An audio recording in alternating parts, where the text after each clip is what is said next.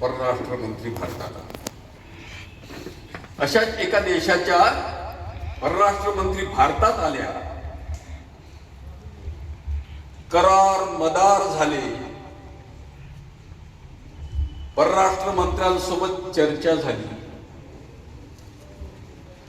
पंतप्रधानांची भेट झाली,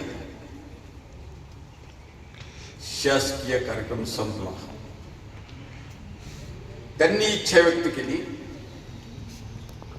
मला रायगडावर जायचं आहे, मला रायगडावर जायचं आहे.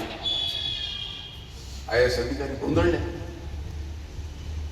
कुठं आहे रायगड? बिहारमध्ये आहे, आंध्रमध्ये आहे, कर्नाटकात आहे, काश्मीरमध्ये आहे. ह्या विवंचनेत असताना एक चतुर्थ क्लासचा कर्मचारी, मॉमेडियन कर्मचारी उभा राहिला आणि म्हणाला, मेरे महाराष्ट्र में है, मेरे रायगड मेरे महाराष्ट्र में है. महाराष्ट्र शासनाला कळवण्यात आलं. शासकीय इतमामात त्यांना रायगडावर नेण्यात आलं. समाधीचं दर्शन घेतलं,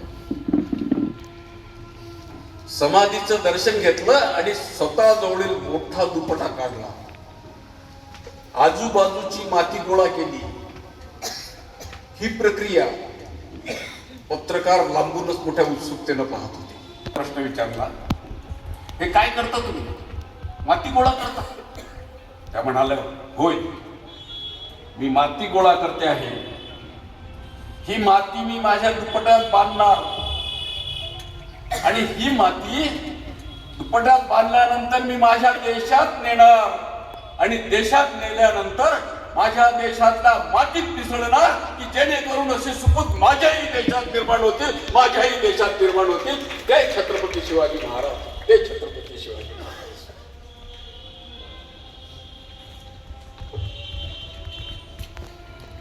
अभ्यास झाला, वेदांचा अभ्यास झाला. ज्यावेळेस